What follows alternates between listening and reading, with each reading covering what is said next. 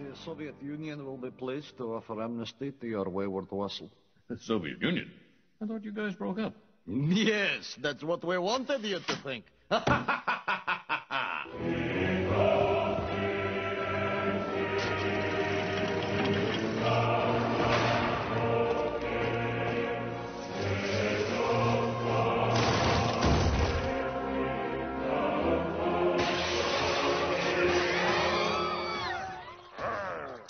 Must crush capitalism.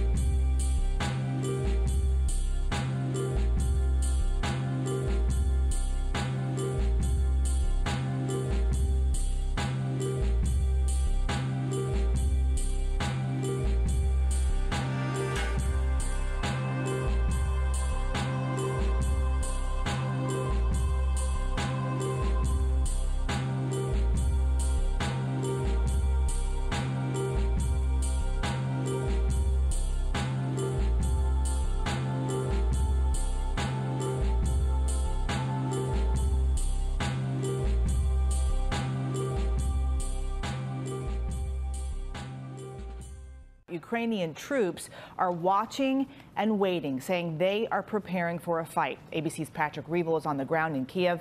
Good morning, Patrick. Good morning, Eva, and thank you. Here in Ukraine, the uncertainty remains whether Vladimir Putin is still preparing to attack. But with the glimmer of hope for diplomacy in Geneva, Russia, though, is still sending more troops to the border. This morning, Ukrainian soldiers are watching and waiting in the snowy trenches of eastern Ukraine. Just across the border, Russian forces conducting military exercises. There's no sign of de-escalation here. The high-stakes talks in Geneva between the US and Russia may have offered some hope, but they've not dispelled the fear of a Russian invasion. If in fact they commit another incursion into Ukrainian territory, they're just going to set themselves up for even more isolation from the rest of the international community. This is not a country that has a whole lot of friends. Russia is still demanding a guarantee from the US that Ukraine will never join NATO, but the US again ruling out that demand. And Russia rattling its sabre just before that meeting, holding a joint naval drill in the northern Indian Ocean with China and Iran. One of Ukraine's top commanders to the east, Lieutenant General Alexander Pavlyuk, says Ukraine estimates there are now 127,000 Russian troops massed near its border. He says his country needs more American weapons to deter Putin. The US is rushing more military aid to Ukraine. These photos overnight showing the first shipment of a new $200 million package landing in Kiev, which includes about £200,000 of lethal aid, including ammunition.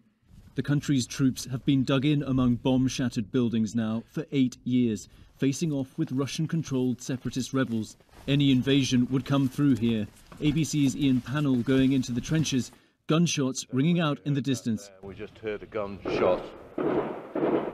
At the Ukrainian front line, they say all they can do is be ready. Only the Kremlin knows what comes next in this crisis. Do you think there is a bigger chance that Russia will try to invade? Basically, yeah. We think that there is a big chance of this. Ukrainian officials here generally have said they are less convinced than the US that the threat of a major Russian attack is real, though they certainly believe the Kremlin is trying to destabilize and pressure the country. The question now, though, is what will Russia do next week when it receives these written responses from the US?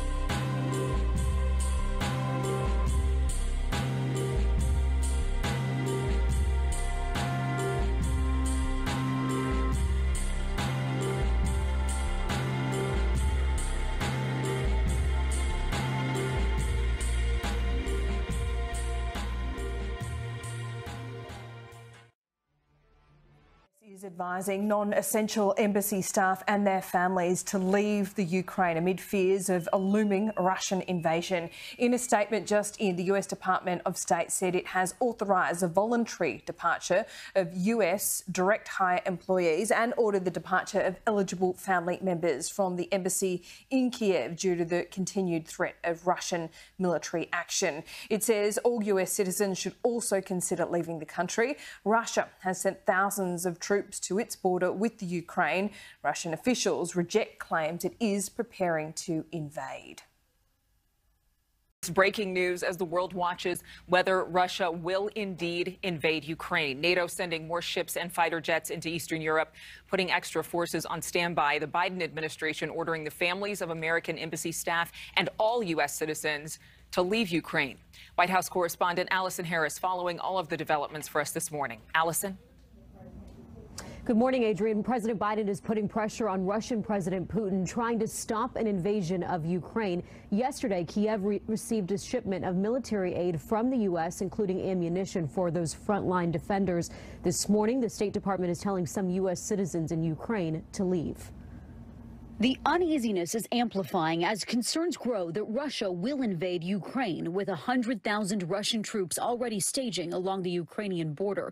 Secretary of State Antony Blinken warning Sunday any incursion would trigger a strong, united response from the U.S. and its allies, echoing the president's promise to inflict economic pain in the event of an invasion last week. It is going to be a disaster for Russia if they further invade Ukraine. Blinken is just back from Geneva, where he met with the Russian foreign minister as the U.S. continues to engage in diplomacy with Moscow. But there are no breakthroughs. Even as we're doing that, we're preparing, building up defenses, building up deterrence if Russia chooses the other path. President Biden meeting with his national security team at Camp David over the weekend as the State Department orders family members of U.S. personnel at the embassy in Kiev to leave due to the threat of Russian military action.